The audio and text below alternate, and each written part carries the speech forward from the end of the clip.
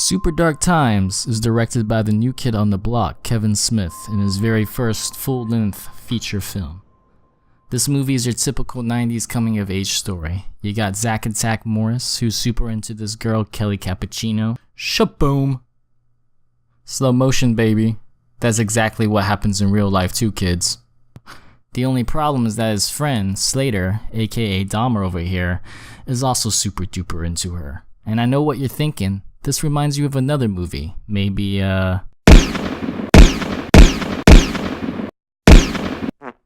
Anyways, while this whole love triangle is taking place, you got this fat ass son of a bitch, we'll call him Screech for now, who has no friends except for this 20-year-old looking 8th grader, who's the only person who has any measure of intelligence in basically the entire movie.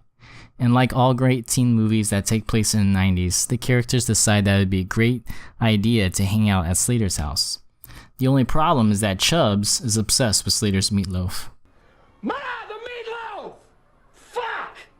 But Slater's like, nah man, don't touch my goddamn meatloaf. That's my brother's meatloaf. Instead, I got this great idea. Let's go to the park and practice our Power Rangers moves and cut some shit up with a samurai sword. And so it's all fun and games, that is until fat ass Screech over here steals the freaking meatloaf and decides to eat it. What did you do? What did you fucking do? What did you do? Slater loses his goddamn mind, just like any one of us would if someone stole and ate our meatloaf right in front of us.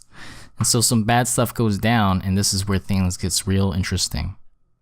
What Kevin Smith was able to do with this movie, especially for it to be his first real film, is extremely impressive. The direction was superb, and let me say this about the cinematography. It's beautiful. It's like, oh my goodness, you could feel that shit beautiful. Behind every gorgeous shot, there was this brooding feeling of dread and horror. It's kind of a similar feeling to that one drunk uncle is breathing down the back of your neck, and you're like, if you get any closer, I'm gonna have to strangle a bitch. Well, that feeling of darkness just leaves you unsettled and is present during the entire goddamn runtime. I mean, just look at this. You see how nice this looks?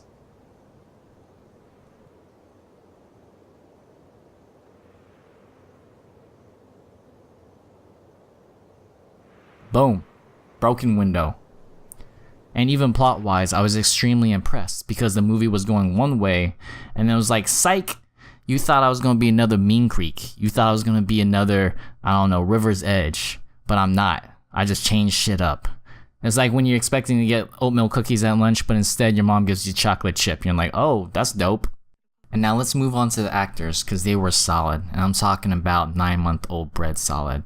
I mean, they really knocked this out of the park.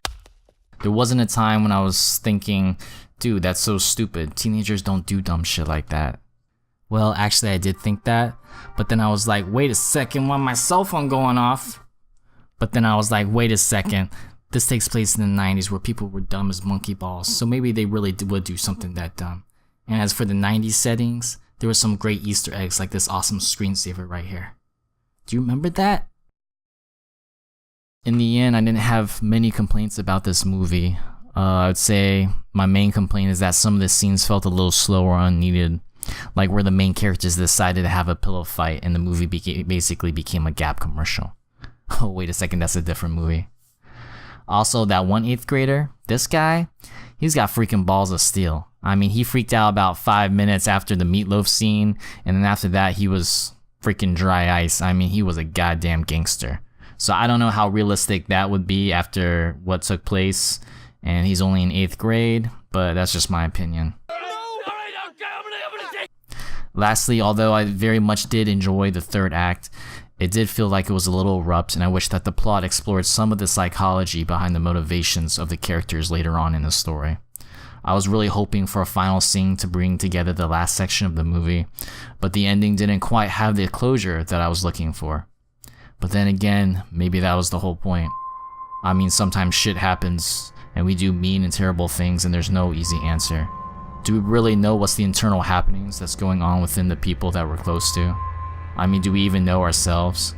Maybe it just takes that one incident, one trigger to unlock a part of ourselves that we've always known existed but we're too afraid to look at. In the end, if you're in the mood for a great coming of age story that's super dark, super 90s, and is super dope, then check out Super Dark Times. 4 out of 5 stars. Amazeballs. Alright, okay, I'm gonna take it out! What did you do?